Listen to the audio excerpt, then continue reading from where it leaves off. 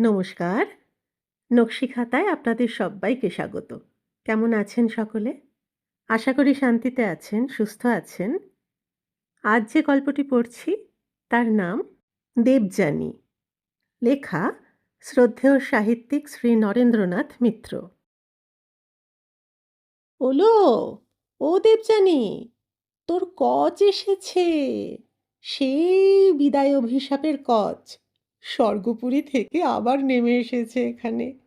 জানালার ধারে বসে শিপ্রা থার্ড ক্লাসের মেয়েদের সাপ্তাহিক পরীক্ষার খাতা দেখছিল। রাস্তার ওধারের চাটুজ্জে বাড়ির গীতা বৌদি হাসতে হাসতে এসে তাকে একেবারে জড়িয়ে ধরল। বয়স 30 ছাড়িয়েছে গীতার, কিন্তু চাপড়লে তারল্যে যেন অষ্টাদশী। ছেলে মেয়ে কিছু হয়নি, সংসারের ঝামেলা ঝুঁকি কম, শুধু স্বামী স্ত্রী। স্বামী সারাদিন দোকানে পড়ে থাকে আর ফেরে সেই রাত 11টায়। রেডিও শুনে রেকর্ড বাজিয়ে বাজিয়ে গীতা যখন হয়রান হয়ে যায়, তখন বেরিয়ে পড়ে পাড়াপড়শির খোঁজ খবর নিতে। অবিবাহিতা কমবয়সী মেয়েদের সঙ্গেই ওর বেশি বন্ধুত্ব। শিপ্রা একটু বিরক্ত হয়ে নিজেকে ছাড়িয়ে নিতে নিতে বলল, কি কাণ্ড তোমার বৌদি, দিলে তো আমার পেন্সিলের শীষটা ভেঙে। আরতি কবে এসেছে? গীতা বলল, কাল। আমি তো ভেবেছিলাম তুই সব জানিস, তোরই তো আগে জানবার কথা, অত বন্ধুত্ব তোর সঙ্গে। লাল পেন্সিল দিয়ে পরীক্ষার খাতার বানান ভুল কাটতে কাটতে শিপ্রা বলল, হুম। গীতা বলল, কেন, তোদের চিঠিপত্র চলে না? আসবার আগে তোকে চিঠি দেয়নি? গীতা বৌদি যখন এসেছে খাতা দেখা আর হবে না। যতক্ষণ থাকবে অনর্গল কথা বলবে। তার কথা না শুনলে শিপ্রাকে আঙুল দিয়ে খোঁচাবে, চুল ধরে টানবে, আর না হয় চিমটি কাটবে। শিপ্রার থার্ড ক্লাসের ছাত্রীদের মধ্যেও এমন চপল স্বভাবের মেয়ে কম আছে।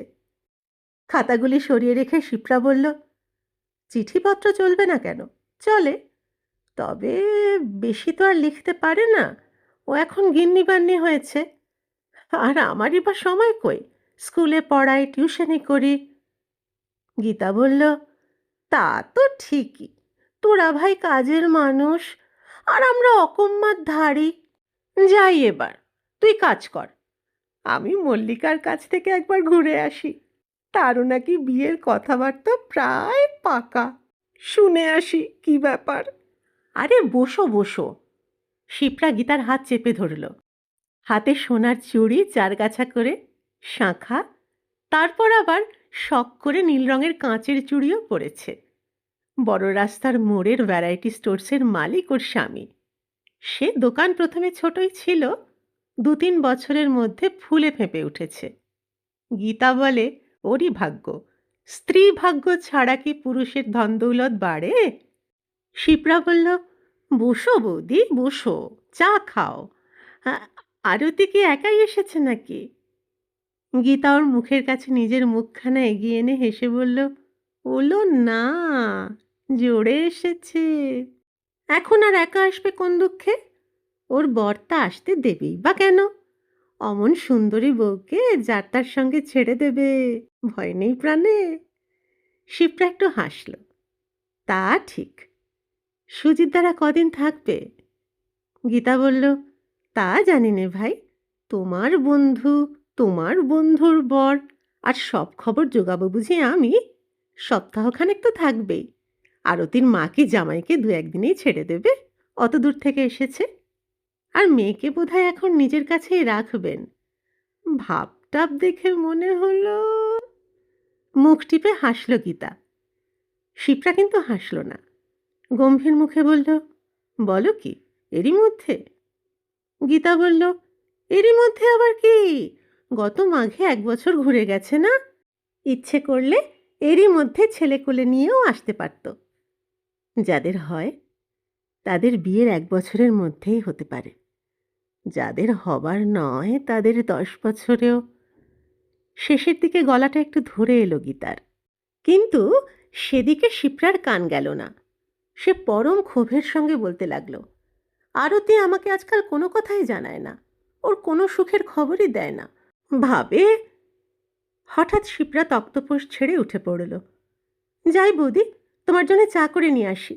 তুমিও এসো না, মা আছেন ভিতরে, চলো তার সঙ্গে দেখা করে যাবে।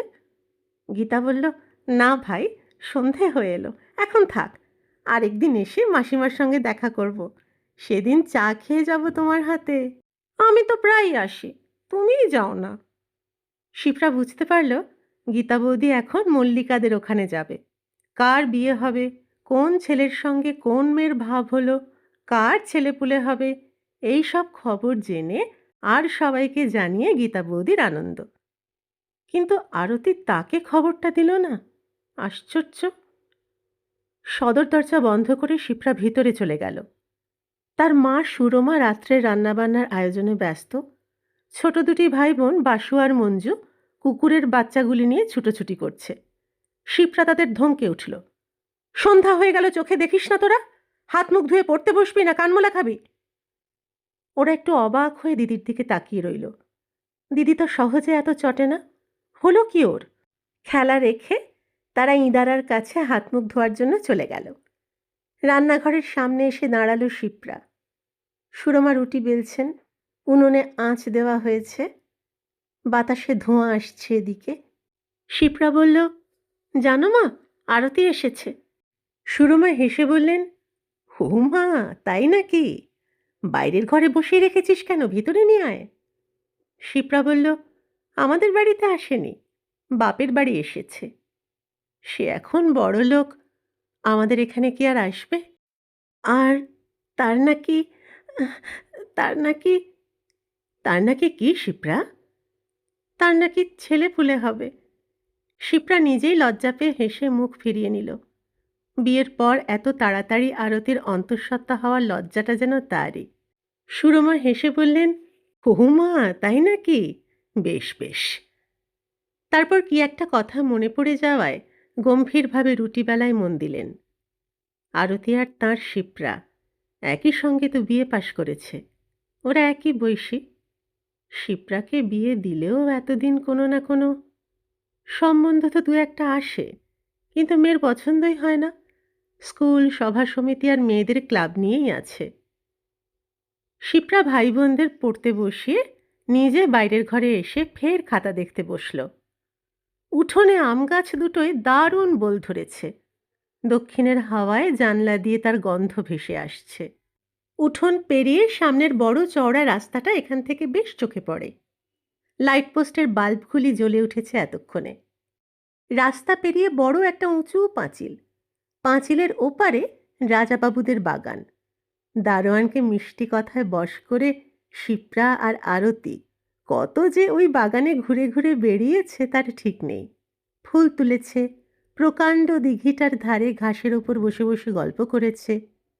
ওর সঙ্গে বন্ধুত্ব কি শিপ্রার আজ? সেই ফার্স্ট ইয়ার থেকে। তারপর বছরে বছরে সেই বন্ধুত্ব গাঢ় হয়েছে, প্রগাঢ় হয়েছে। তাদের সখিত্ব দেখে সংস্কৃতের প্রফেসর শিবপ্রসাদ শর্মা বলতেন, অনসূয়া প্রিয়ম্বদা। আরতি হেসে বলতো, শর্মাজির চোখ নেই, আমরা ডবল শকুন্তলা। শিপ্রা হেসে জবাব দিত, সে গর্ব তুই করতে পারিস আরতি। চেহারার দিক থেকে আমি তোর সখী তো ভালো, দাসীবাদী হওয়ার যোগ্য নই। এ কথা শুনে আরতি ওর গাল টেনে ধরে বলেছিল, ফের যদি অমন কথা বলবি, তোর সঙ্গে আমার জন্মের মতো ঝগড়া হয়ে যাবে। চেহারা পেয়েছিস এক চেহারা, চেহারাই বুঝি সব। তোর মতো বুদ্ধি কজনের আছে শুনি? তোর মতো ডিবেট করতে, বক্তৃতা দিতে, আবৃত্তি করতে কলেজের মেয়েরা তো ভালো, ছেলেদের মধ্যেই বা কজন পারে শুনি? তোর যা গুণ, তার একরতি পেলে আমি পড়তে যেতাম। ধীরে ধীরে তার রূপের দৈন্যটা ভুলে যায় শিপ্রা। কলেজে পাশাপাশি বসে। দিন ভরে অত কথা হওয়া সত্ত্বেও প্রফেসরদের লেকচারের সময় দুই সখীতে খাতায় চিঠি লেখালেখি করে। শিপ্রা এক লাইন লেখে, আরতি আরেক লাইন। কখনো বা শুধু একটি করে শব্দ, কখনো বা তাও নয়, শুধু একটি করে আঁচড়। কথা কিছু বলবার নেই, নতুন কিছু জানাবারও নেই, তবু মন জানাজানির শেষ হয় না। ওরা একসঙ্গে যায়, একসঙ্গে ঘুরে বেড়ায়, একসঙ্গে পড়ে। শিপ্রাদের বাড়িতে আরতি বেশি পড়তে আসে। যদিও আরতির বাবা শহরের নামকরা ডাক্তার, নিজের বাড়ি আছে, আত্মীয় স্বজন চাকর দারোয়ানে বাড়ি ভর্তি। শিপ্রার বাবা ব্যাংকের কেরানি, ভাড়াটে বাড়িতে বাস। তবু আরতি ছুটির দিনে কি কলেজ ছুটি হয়ে যাওয়ার পর নিজেই শিপ্রাদের বাড়িতে চলে আসে। শিপ্রার মাকে বলে, মাসিমা, এই বাড়ি আমার ভালো লাগে, বেশ নিরিবিলি জায়গা, চুপচাপ বসে বসে ভাবা যায়, পড়াশুনো করা যায়। আমাদের বাড়ি তো নয়, একটা হাট। আরতির মনের ভাব বুঝতে শিপ্রার বাকি থাকতো না। পাছে ওদের বাড়িতে যেতে শিপ্রার কোনো সংকোচ হয়, পাছে আরতির গরিব বন্ধুকে কেউ কোনো রকম অবজ্ঞার চোখে দেখে, তাই আরতিই আসতো। শিপ্রাকে সে বেশি যেতে বলতো না। সেদিক থেকে খুব বিবেচনা ছিল আরতির। ছেলেরা কেউ কেউ তার সঙ্গে আলাপ করতে চাইত। সামান্য আলাপের পর ঘনিষ্ঠতার জন্য উদ্গ্রীব হতো। কিন্তু আরতি ওদের বেশি আমল দিত না।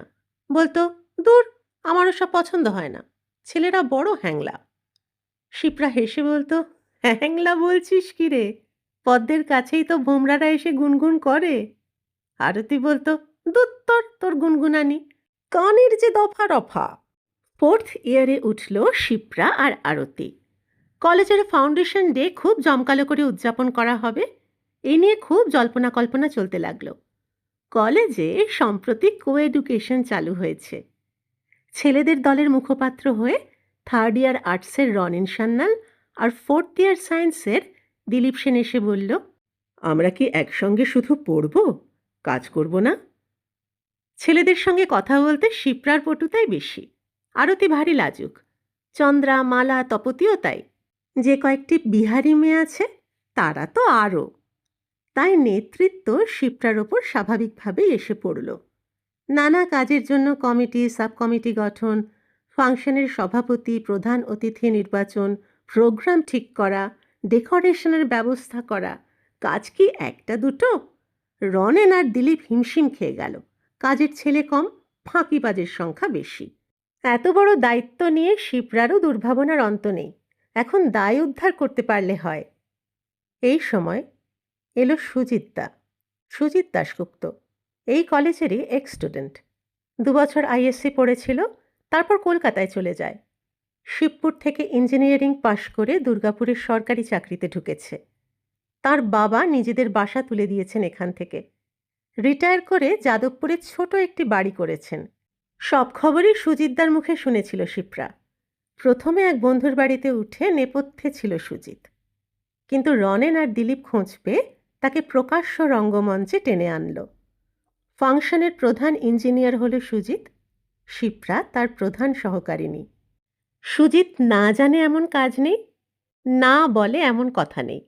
দুদিন যেতে না যেতেই সুজিত শিপ্রাকে বলল, দেখুন, বারবার আপনি বলতে গেলে আমার জিভে আটকে যায়। এখন থেকে আমি আপনার সঙ্গে শুধু ইশারায় কথা বলবো, তাতে আপনি তুমির সমস্যা উঠবে না।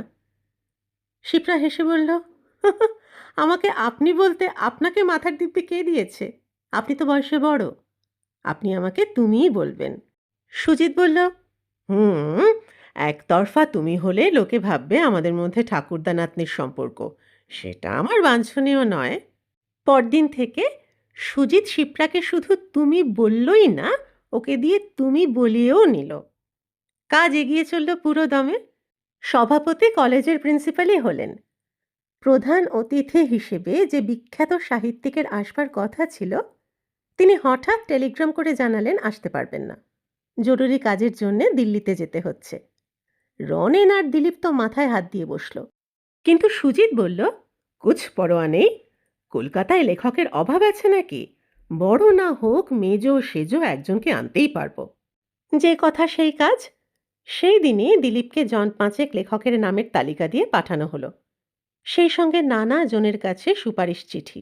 যাকে পাও ধরে নিয়ে এসো, মুখে অবশ্য বলবে বরণ করে নিয়ে যাচ্ছি।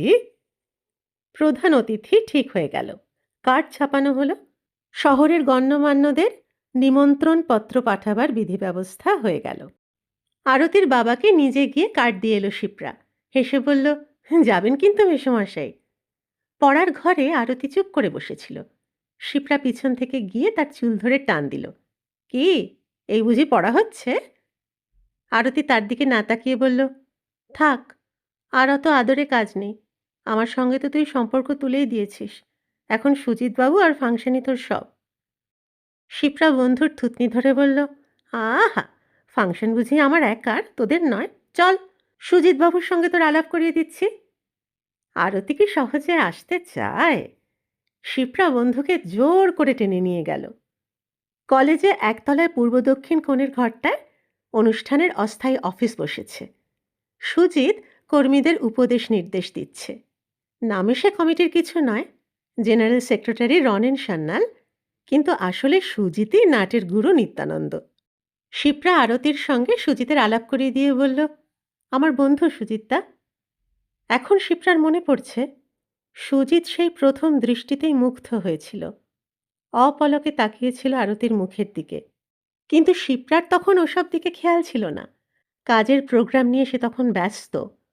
তারপর থেকে আরতিকে সে রোজ সঙ্গে করে নিয়ে আসতে লাগলো। বহুদিনের বন্ধু আরতি, ফাংশনের কাজে সেই বন্ধুত্ব যেন ক্ষুণ্ণ না হয়। দেখা গেল আরতির আসরে আসতে আর আপত্তি নেই, কাজকর্মে তার উৎসাহ বেড়ে গেছে। এখন যাকে বলে সে একেবারে সক্রিয় সহযোগিনী। হিন্দুস্থানি ছাত্রীরা একটি একাঙ্কিকা নাটিকা করবে। সুজিত বলল, তোমরাও একটা করো, নইলে ওদের কাছে হেরে যাবে, বাঙালির প্রেস্টিজ থাকবে না। নিজেদের জন্য রবীন্দ্রনাথ থেকে গান আর আবৃত্তি ঠিক করে রেখেছিল শিপ্রা। সে বলল, এই 11th আওয়ারে নতুন আর কি হবে? পার্টি বা মুখস্থ করবে কে? সঞ্চয়িতাখানা হাতে ছিল সুজিতের। সে পাতা উল্টাতে উল্টাতে বলল, আচ্ছা, তোমরা বিদায় অভিশাপ তো করতে পারো না? শুধু আবৃত্তি নয়, অভিনয়, পিছনে দৃশ্যপট থাকবে, মাঝে মাঝে গান বসিয়ে দেব। শিপ্রা, তোমার তো আবৃত্তিতে প্রতিভা আছে, এখন শুধু একজন কচ চাই। রনেন আর দিলীপ বলল, কচ আপনি হন সুজিতদা। আশ্চর্য, শিপ্রার মনের কথাটা ওরা টের পেল কি করে? সুজিত হেসে বলল, দূর, তাই কি হয়? আমি কচ হলে তোমাদের তরুণ প্রফেসরদের বুকে সেটা খচ খচ করে বিঁধবে, আর বৃদ্ধ দর্শকদের চোখ কড়কড়, বুক ধরফর করবে। তার দরকার নেই, আমি পিছনে থেকে সব ঠিকঠাক করে দেব। তোমাদের ছাত্রদের মধ্যে যে দেখতে সুদর্শন, যার কণ্ঠ সুললিত, সেই হবে কচ। তেমন ছেলে যে খুব দুর্লভ তা নয়, কিন্তু কর্তৃপক্ষ আপত্তি করলেন। সহশিক্ষা চললেও সহ অভিনয় চলবে না। কলেজের স্টেডিয়ামে ছেলেমেয়ে একসঙ্গে অভিনয় করলে তা নিয়ে কথা উঠবে। মফস্বল শহর, সে ঝুঁকি কে নেবে? প্রিন্সিপাল অন্তত নেবেন না। সুজিত বলল, বেশ, তাহলে আরতি কচ হোক। চেহারা ভালো, লম্বা টম্বাও আছে, ওকে মানাবে ভালো। এই প্রস্তাবে শিপ্রাও খুব খুশি। তার এতদিনের বন্ধু হবে কচ, এর চেয়ে আনন্দের কথার কি আছে? কিন্তু আরতি সহজে রাজি হতে চায় না। তার বুঝি পুরুষ সাজতে লজ্জা করে না? তার কি পুরুষের মতো চেহারা? কেন, শিপ্রা কচ হোক। শিপ্রা হেসে বলল, আমি হতাম, কিন্তু তুই যে আমার চেয়ে মাথায় ঢের লম্বা, আমাকে কচ মানাবে কেন? অমত করিস নে ভাই, সুজিতদার মান রাখতে হবে। তাই হলো। রাত জেগে জেগে শিপ্রা দেবযানীর পাঠ মুখস্থ করে ফেলল। বহুবার পড়া কবিতা, বারোয়ানি প্রায় মুখস্থই ছিল। উৎসাহে আগ্রহে বাকিটুকু তৈরি করতে দেরি হলো না। দুপুরের গাড়িতে প্রধান অতিথি কলকাতা থেকে এসে পৌঁছলেন। তাকে অভ্যর্থনা করবার জন্য দলের সঙ্গে শিপ্রাও গেল। কিন্তু শেষ রাত থেকে সে আর শিপ্রা নয়, সে শুধু দেবযানী। কাজ করছে, কথা বলছে, আর সেই সঙ্গে মনে মনে আবৃত্তিও চলছে। কতদিন এই বনে দিক দিগন্তরে আষাঢ়ের নীল জটা, শ্যামস্নিগ্ধ বর্ষার নবঘন ঘটা, নেবেছিল অবিরল বৃষ্টি জলধারে, কর্মহীন দিনে সঘন কল্পনা ভারে, পীড়িত হৃদয়। সেই আষাঢ়ের জলধারা সারাদিন ধরে মনের মধ্যে ঝরে পড়তে লাগল শিপ্রার। একই সঙ্গে মনোভূমিতে বর্ষার বসন্তের আবির্ভাব হলো। অন্য অনুষ্ঠানগুলি হয়ে গেল, সর্বশেষে বিদায় অভিশাপ। সুজিতের গুণের শেষ নেই। সে মঞ্চ সাজিয়েছে, দৃশ্যপট নির্বাচন করেছে, গীতবিতান থেকে গান বেছে দিয়েছে। নায়ক নায়িকাকে সাজাবার ভারও তার ওপর। কোন রঙের শাড়ি পরতে হবে, কিভাবে চুল বাঁধতে হবে শিপ্রাকে বলে দিল সুজিত।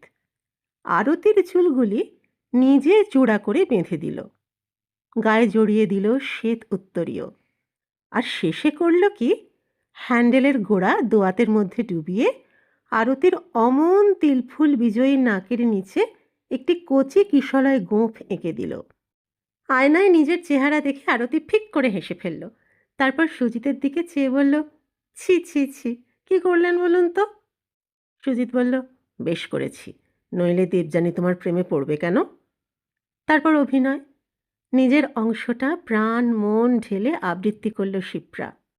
কচের সামনে এগিয়ে গিয়ে গভীর আশায় আশ্বাসে অনুরাগে যখন বলল, সুখ নাই যশেরও গৌরবে, হেথা বেণুমতি তীরে মোরা দুইজন, অভিনব স্বর্গলোক করিব সৃজন, এ নির্জন বনচ্ছায়া সাথে মিশাইয়া, নিভৃত বিশ্রদ্ধ মুগ্ধ দুইখানি হিয়া, নিখিল বিস্মৃত। তখন দর্শকদের সমস্ত হৃদয় সেই দুটি হৃদয়ের সঙ্গে মিশে রইল। কিন্তু দেবযানীর প্রত্যাশা পূরণ হবার নয়, কচকে বিদায় নিতেই হলো। সঞ্জীবনী বিদ্যা তাকে স্বর্গে বহন করে নিয়ে যেতে হবে। দেবতাদের নতুন দেবত্ব দিলে তবেই তার অস্তিত্ব সার্থক। তারপর অভিশাপার বর বিনিময় এবং স্তব্ধ নীল যবনিকা পতন। মুগ্ধ সভা এবার গুঞ্জন করে উঠল, শিপ্রার অভিনয় অপূর্ব হয়েছে। কচ কোনো রকমে কাজ চালিয়ে গেছে মাত্র, তাও দুবার পাঠ ভুলে গিয়েছিল। প্রম্পটিং বুঝতে না পেরে ছন্দপতন ঘটিয়েছে, এক্সপ্রেশন তো দিতেই পারেনি। দেবযানী 3টি মেডেল পেল, তার মধ্যে একটি সোনার। ডোনার শহরের ধনী মারোয়ারি ব্যবসায়ী। প্রিন্সিপাল কচকেও একটি রৌপ্য পদকের প্রতিশ্রুতি দিলেন। তা শুনে আরতি নিজেই ম্লান হেসে বলল, কনসোলেশন প্রাইজ। শিপ্রা বন্ধুকে কাছে টেনে নিয়ে বলল, তাতে কি হয়েছে, সামনের বছর তোকে একটা খুব ভালো পার্ট দেব, আগে থেকে রিহার্সাল দিয়ে রাখব। তারপর কচের শেষ কথাটির পুনরাবৃত্তি করে বলল, তুমি সুখী হবে, ভুলে যাবে সর্বগ্লানি বিপুল গৌরবে। তখন কি শিপ্রা জানত 6 মাস যেতে না যেতেই তার কথা এমন করে ভুলে যাবে? আরতির দিদিরা সমালোচনা করতে লাগলেন, কচের পাটে আছে কি যে ও করবে? রবীন্দ্রনাথও তো পুরুষ কবি, সমস্ত দরদ দেবযানীর উপর ঢেলে দিয়েছেন, যত ভালো ভালো কথা বসিয়ে দিয়েছেন তার মুখে। কচকে কি দিয়েছেন? শেষ 2টি লাইনে হঠাৎ তাকে খুব বড় করেছেন, কিন্তু তাতে তার পাঠ তো আর বড় হয়নি। ফাংশনের পর আরও 1 সপ্তাহ সুজিত এই শহরে রইল। তার মধ্যে 2 দিন আরতিদের বাড়িতে নিমন্ত্রণ খেল, একদিন ওদের নিয়ে সিনেমা দেখল, আর একদিন টাঙ্গা করে ঘুরে বেড়ালো শহর। আশ্চর্য, শিপ্রাকে কেউ ওরা ডাকল না। হয়তো আরতির দিদিদেরই চক্রান্ত, হয়তো তারা ভেবেছেন যে মেয়ে সোনার মেডেল পেয়েছে, তার আর কিছুতে দরকার কি। যাওয়ার সময় সুজিত অবশ্য দেখা করে গেল, কিন্তু সে দেখা কি দেখা, কোনো কথাই হলো না। ঘরে আরও লোকজন ছিল, নিরালায় দেখা করতে সুজিতের কোনো গরজ ছিল না। 10 শতবর্ষ পরে এই কি বিদায়। আরও কিছুদিন পরে, কিন্তু বিয়ে পরীক্ষার রেজাল্ট বেরোবার আগেই খবরটা বেরিয়ে পড়ল। পাড়ার গেজেট গীতা বৌদি এসে বললেন, ও দেবযানী, তোর বন্ধুর যে বিয়ে। সেই অভিনয়ের পর থেকে তাদের দুজনকে একসঙ্গে দেখলে সবাই পিছন থেকে বলতো, কচ দেবযানী যাচ্ছে। শিপ্রা জিজ্ঞেস করল না কার সঙ্গে, এমন যে হবে সে মনে মনে আগেই টের পেয়েছিল। শিপ্রার মা শুনে বললেন, ওরা যাতে এক, পাল্টি ঘর, সব মিলে গেছে। শুনেছি কোষ্ঠীতে পর্যন্ত লিখেছে রাজ্যটুক। ওদের সব মিলে গেছে, শুধু শিপ্রার সঙ্গে কোনো মিল নেই। গায়ের রঙে, জাতিতে, আর্থিক অবস্থায়, সব দিক থেকে সে অসবর্ণা। একখানা খাতা দেখাও যে হয়নি, হঠাৎ খেয়াল হলো শিপ্রার। ছি ছি ছি, কাল সকালে যে এগুলি স্কুলে নিয়ে যেতে হবে, এতক্ষণ করছিল কি সে? খাতাগুলি ফের কোলের কাছে টেনে নিল শিপ্রা, রঙিন পেন্সিল দিয়ে মার্জিনে নম্বর বসাতে লাগলো। পুরো খাতাটা তখনও দেখা হয়নি, সদর দরজার কড়া নড়ে উঠল। খিল খুলে দিয়ে শিপ্রা অবাক হয়ে বলল, আরতি তুই? আরতি হেসে বলল, তোকে একটা সারপ্রাইজ দেব বলে আগে খবর দিইনি। শিপ্রা বলল, বেশ করেছিস। আরতির স্বামীও আছে পিছনে দাঁড়িয়ে। দশভুজার চালচিত্রে মহাদেব যেমন একটু নেপথ্যে থাকেন তেমনি। শিপ্রা বলল, আসুন সুজিত বাবু। সুজিত বলল, আমি আবার বাবু হলাম কবে? শিপ্রা বলল, সেই ফাংশন শেষ হবার পর। সুজিত একটু গম্ভীর হয়ে গেল, কিন্তু কোনো জবাব দিল না। দুজনকে চেয়ার এগিয়ে দিল শিপ্রা, মাকে ভিতরে খবর দিল। ভাইকে ডেকে ফিসফিস করে কি যেন বলে পাঠিয়ে দিল খাবারের দোকানে। সুরমা এসে দাঁড়ালে সুজিত আর আরতি তাকে প্রণাম করল। আরতি হেসে বলল, ভালো আছেন মাসিমা? মেসোমশাই কোথায়? তাকে যে দেখছি নে। সুরমা বললেন, তার ফিরতে একটু রাত হয় মা। আরতি শিপ্রার দিকে চেয়ে বলল, ও, তার সেই পার্ট টাইমটা বুঝি এখনো? কিন্তু সঙ্গে সঙ্গে কথাটা পাল্টে নিয়ে বলল, তারপর তোর স্কুল কেমন চলছে বল? সুরমা ভেতরে যেতে যেতে বললেন, তোমরা বসে গল্প করো আরতে, আমি আসছি। তিনি চলে যেতে শিপ্রা বন্ধুকে একান্তে ডেকে কানের কাছে মুখ নিয়ে একটা কথা ফিস করে জিজ্ঞাসা করল। আরতি তাড়া দিয়ে উঠল, যা। তারপর হেসে বলল, আমি কি অতই কাঁচা যে এত তাড়াতাড়ি জড়িয়ে পড়ব? দুই সখীর মধ্যে আলোচনার বিষয়টা আন্দাজ করতে পেরে সুজিত হো হো করে হেসে উঠল। তারপর এ কথা সে কথা নিয়ে গল্প। সেই ফাংশনের প্রসঙ্গও তুলল সুজিত। শিপ্রার মতো আবৃত্তি নাকি কলকাতার কোনো মেয়ের মুখে শোনেনি সে। হঠাৎ শিপ্রা বলল, আচ্ছা সুজিতবাবু, একটা বাজি রাখতে রাজি আছেন? সুজিত একটু ক্ষুণ্ণ হয়ে বলল, ফের বাবু? শিপ্রা বলল, ওটা বিলুপ্ত হবে যদি বাজিতে জিততে পারেন। বেশ, বাজিটা কি? শিপ্রা বলল, আপনি আপনার স্ত্রীকে ফের সেই রকম কচ সাজাতে পারেন। সুজিত বলল, নিশ্চয়ই, কখন? শিপ্রা বলল, এখন, এই মুহূর্তে। সুজিত প্রথমে বলল, তা কি করে হবে? তারপর একটু ভেবে ঘরের চারিদিকে একটু চোখ বুলিয়ে বলল, হ্যাঁ পারি, আমার মতো গ্রেট ম্যাজিশিয়ানের অসাধ্য কোনো কাজ নেই। শিপ্রা বলল, বেশ, রাখুন বাজি। যে হারবে তাকে 10 টাকা দিতে হবে। মাত্র 10? বেশ, 25। সুজিত বলল, আচ্ছা রাজি, কিন্তু ঘরের দুটো দরজা বন্ধ করে দিন, কেউ এসে পড়লে তিনি লজ্জা পাবেন। শিপ্রা উঠে গিয়ে রাস্তার দিকের এবং ভিতরের দিকের দুটি দড়ি বন্ধ করে দিয়ে এলো। সুজিত তড়াক করে লাফিয়ে উঠে বিছানার গেরুয়া রঙের চাদরটা তুলে নিল। তারপর আরতির গায়ে সেটা ভালো করে জড়িয়ে দিতে লাগলো। আরতি বলল, ছাড়ো ছাড়ো, তুমি কি পাগল হলে? আমি দিচ্ছি তোমাকে 25 টাকা। সুজিত গম্ভীরভাবে বলল, আমার প্রেস্টিজের দাম 25 টাকার চেয়ে বেশি। এতেই ক্ষান্ত হলো না সুজিত। শিপ্রার খাতা দেখা দুদিকে কাটা যে লাল নীল রঙের পেন্সিলটা পড়েছিল সেটা তুলে নিয়ে আরতির ঠোঁটের ওপর নীল রঙের গোঁফ এঁকে দিল। আরতি তার হাত ছাড়াতে না পেরে অসহায়ভাবে বলল, দেখো দেখো, কাণ্ড দেখো। সুজিত শিপ্রার দিকে চেয়ে হেসে বলল, কেমন জিত? এবার অভিনয়টা হোক। শিপ্রা বলল, হবে, আগে রিহার্সালটা দিয়ে নি। ততক্ষণে আপনি একটু বাইরে গিয়ে দাঁড়ান প্লিজ। দৌড় খুলে সুজিতকে বাইরে পাঠিয়ে দিল শিপ্রা। তারপর দেবযানী ফের কচের সামনে এসে দাঁড়ালো। তার দুই কাঁধে রাখল দুই হাত। তারপর গভীর আবেগের সঙ্গে বলতে লাগলো, এসেছিল কতদিন, অকস্মাৎ বসন্তের বাধা বন্ধহীন উল্লাস হিল্লোলাকুল যৌবন উৎসাহ, সঙ্গীত মুখর সেই আবেগ প্রবাহ, লতায় পাতায় পুষ্পে বনে বনান্তরে ব্যপ্ত করে দিয়াছিল লহরে লহরে আনন্দ প্লাবন। আরতি তাকে বাধা দিয়ে হেসে বলল, তোরা তো মনেও থাকে? আমি কিন্তু কিছুই বলতে পারবো না, আমি সব ভুলে গেছি। দেবযানী বলল, তুমি ভুলে গেছো কচ, কিন্তু আমি ভুলিনি।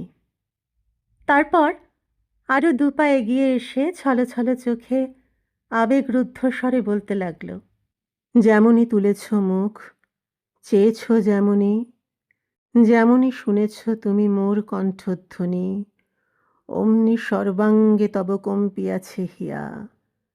নড়িলে হীরক যথা পড়ে ঠিকরিয়া আলোক তাহার, সে কি আমি দেখি নাই?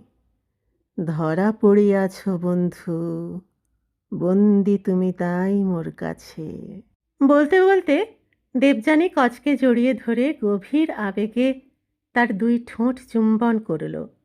আরতি এক মুহূর্ত স্তব্ধ হয়ে থেকে খিলখিল করে হেসে উঠে বলল,